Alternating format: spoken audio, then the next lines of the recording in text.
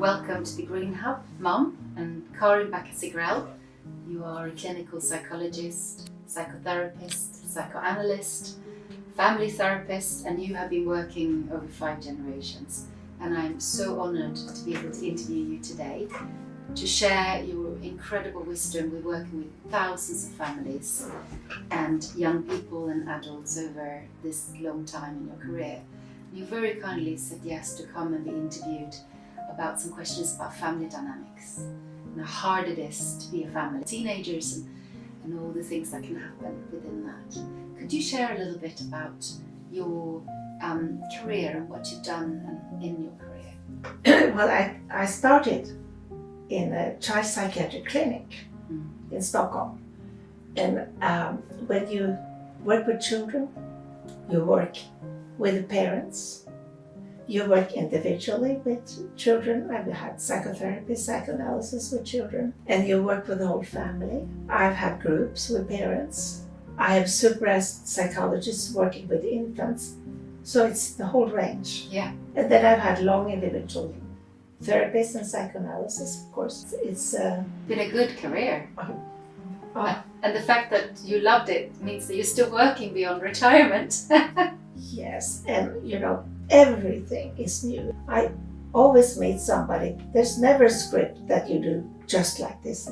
You have to listen to see whatever there is and what they have tried and what's. And I think to listen and to try to find out what's specific about this family. We're talking about families now. No one is the same, are they? No. No. And that's what also is challenging, Yeah. but also very interesting. And you have to be really curious about people, don't you? Yes, and I am. Yeah. So are you. Yeah.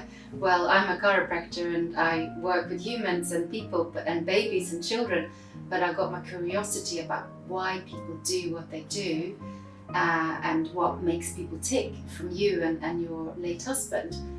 Growing up, learning about therapy from you, I definitely brought that into my career, my job, and understanding why people do what they do is fascinating.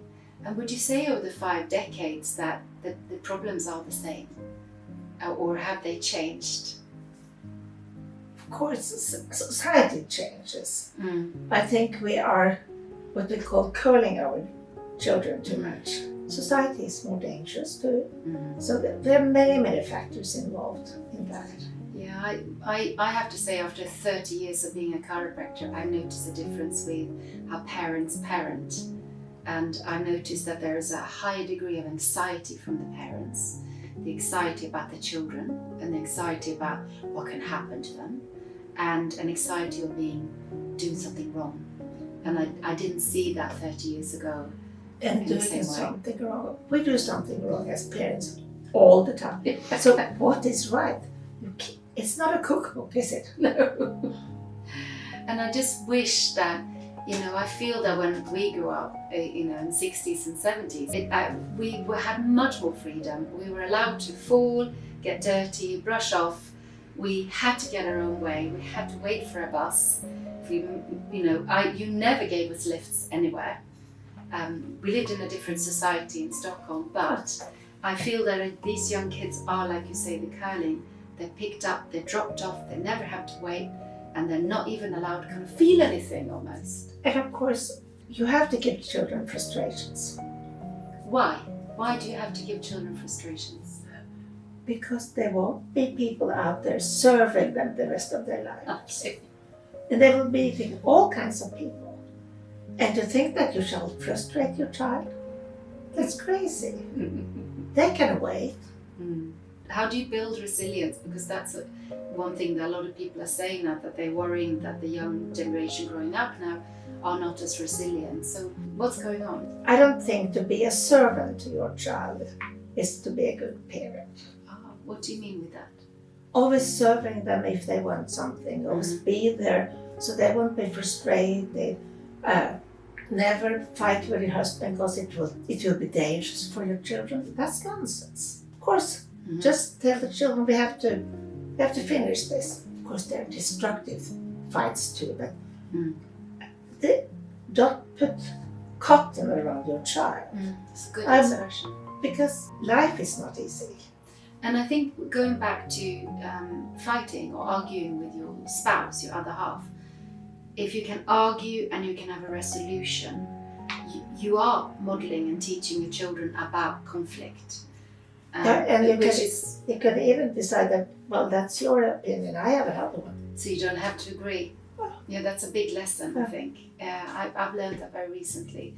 But I think seeing that parents can have conflicts and they can have resolution, agree or not agree. And they can get very angry too. Yeah, but that would be helpful because there is a lot of people who are really averse to conflict. You know, there are so many parents saying, well, it's so destructive because we as parents, we fight sometimes.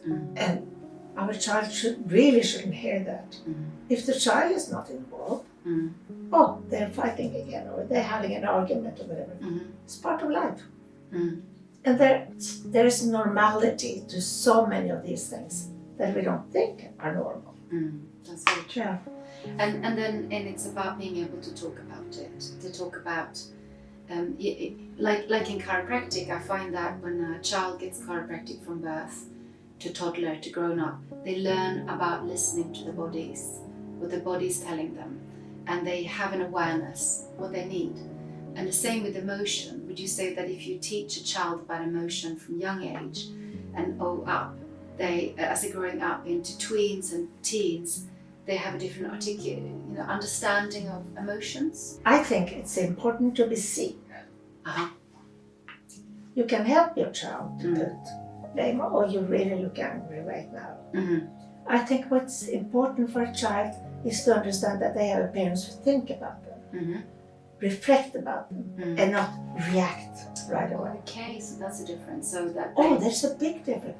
I mean, the parents have to do a job first and not, if a baby is screaming, here's the breast right away.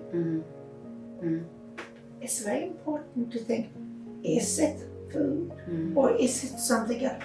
To be, if it's possible, to be reflecting. What is this saying? And the same with the child and the teenager to be able. Yes. And then it's helpful if you're an adult that you look after your own emotional well-being so that you can listen and respond instead of reacting. But Tommy, remember you're talking about an ideal world. Yeah. We're tired, we're stressed, we have bosses, we're working, we have deadlines. Yeah. Absolutely. Thank you so much for talking to us.